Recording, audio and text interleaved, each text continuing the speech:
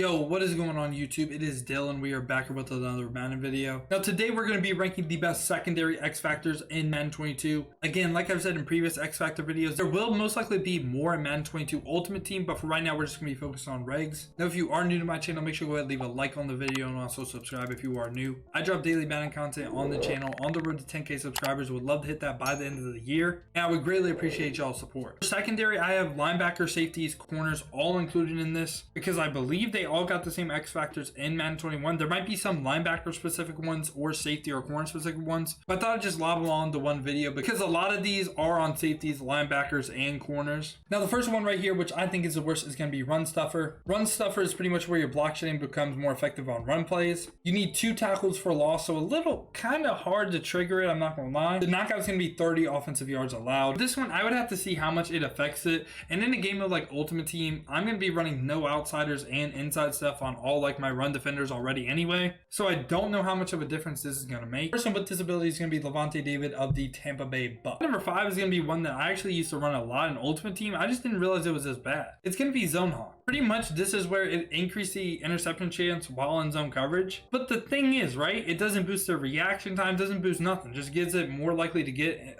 interception. If you wanted that, you could just run pick artists on your player. Now in regs I know it's different, but I'm just saying. But yeah, like I said, while they're in the zone, more interceptions in zone coverage. Trigger for this is 2 forced incompletion, which is kind of like, it could happen a lot in one game or it could just never happen. And the knockout is 30 offensive yards allowed. Superstars with disability is going to be my guy Xavier Howard. Fins up, baby. And before you say anything in the comments, I guarantee you Xavier Howard is going to stay with the Dolphins. Now I will be uploading this video late, and if he got traded, I might be really depressed. And we also got Devin McCourty and at linebacker Fred Warner of the 49ers. Now from this point on, I think they're all really good. At number 4, I'm going to have bottleneck. This is where your corner will go ahead and win dominant man press attempts. No, I don't know if they mean win like he's going to go ahead and put him in the dirt, or if it just means like receivers will just like not be able to beat the press. I don't know what they mean by it. Now to get this, you need to force 2 incompletions, and the knockout is going to be 30 offensive yards allowed. Now the person with disability is going to be Jalen Ramesey. At number 3 right here, we have reinforcement. Reinforcement is basically like run stuffer, but they enter the zone, they have increased chance of defeating run blocks and also disrupting catches via tackle. So it's pretty much, yeah, you get the block shit in the run game, but also if you tackle the offensive person, they have a chance to just not catch the ball, and I really like this. The trigger for this is going to be 2 tackles for loss or 2 incompletions, and I feel like that gives it a slight boost too, because you got 2 different ways you could get it. But the knockout is only 10 offensive yards, which is relatively easy to get. Now the people with disability is going to be Tyrann Mathieu and Derwin James. At number 2, we're going to go ahead and have Shutdown. Shutdown, this goes ahead and gives you tighter coverage and more interceptions on contested catches. So pretty much like zone hawk, but better. And the trigger for this is only 2 forced incompletions, and the knockout is 30 offensive yards allowed. I like this because it gives you a boost in coverage, like it says. But then you also get the boost of more interceptions on contested catches. I really like this.